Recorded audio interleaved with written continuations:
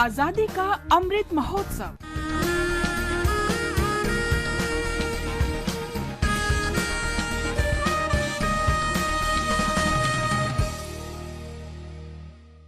आजादी का सफर आकाशवाणी के साथ एक राष्ट्र का जन्म, भारत का शानदार स्वाधीनता संघर्ष आधुनिक विश्व के महानतम संघर्षों में से एक है। आकाशवाणी आपके लिए रोजाना ला रही है इस शानदार संघर्ष की झलक।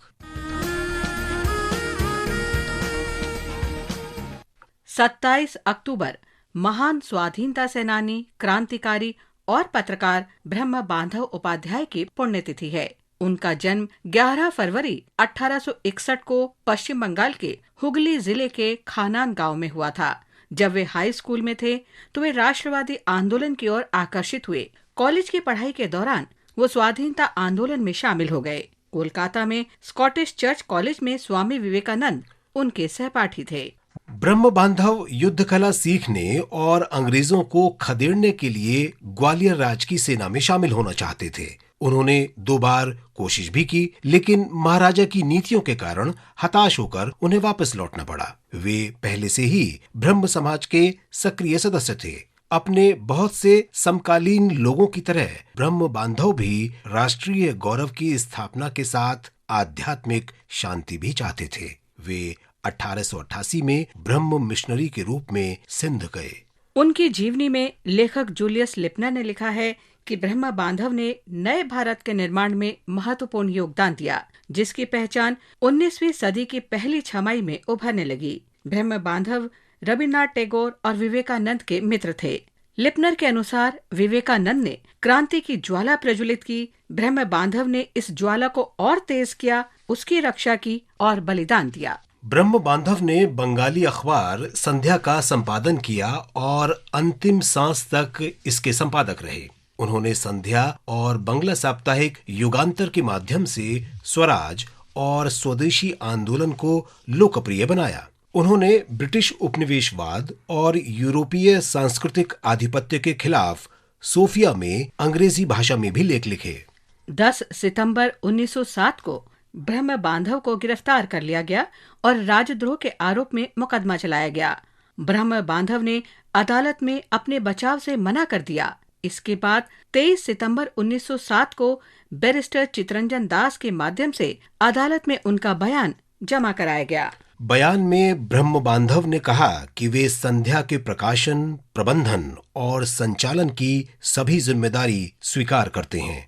ब्रह्म बांधव ने ये भी कहा कि 13 अगस्त 1907 को अखबार में प्रकाशित लेख उन्होंने ही लिखे थे। उन्हीं में से कुछ लेखों को उत्तेजक मानते हुए ब्रह्म बांधव के खिलाफ मुकदमे का आधार बनाया गया था। ब्रह्म बांधव ने मुकदमे की कार्यवाही में शामिल होने से मना कर दिया था। दरअसल उन्हें विश्वास था कि स्वराज के ईश्वर नियुक्त मिशन का हिस्सा बनने के कारण उन्हें किसी भी तरह से लोगों को अंग्रेजों के विरुद्ध भड़काने के लिए जिम्मेदार नहीं ठहराया जा सकता। सुनवाई के दौरान ब्रह्म बांधव के पेट में दर्द हुआ और उन्हें कोलकाता के अस्पताल में भर्ती कराया गया। अस्पताल में उनकी सर्जरी की गई, लेकिन उनका कष्ट दूर नहीं हुआ और 27 अक्टूबर 1907 को उनका निधन हो गया। महज 46 वर्ष के जीवन में ब्रह्म बांधव उपाध्याय ने विदेशी प्रभुत्व के विरुद्ध स्वतंत्रता संघर्ष में सच्चे मन से भाग लिया।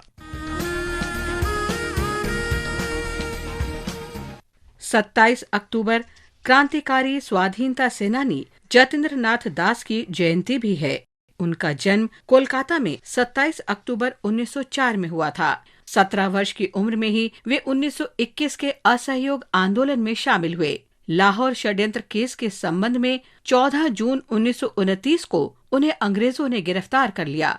उन पर क्रांतिकारियों के साथ ब्रिटिश पुलिस अधिकारी जॉन सॉन्डर्स की हत्या का आरोप था।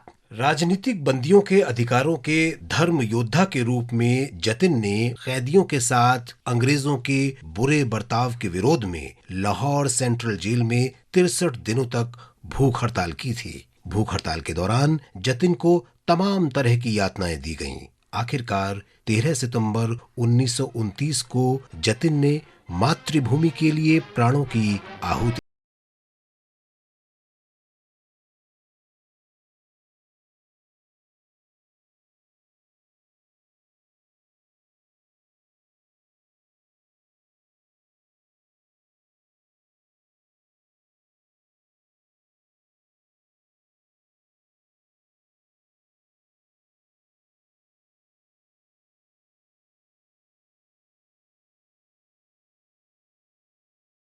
सुभाष चंद्र बोस ने उन्हें भारत का युवा दधीची कहा था।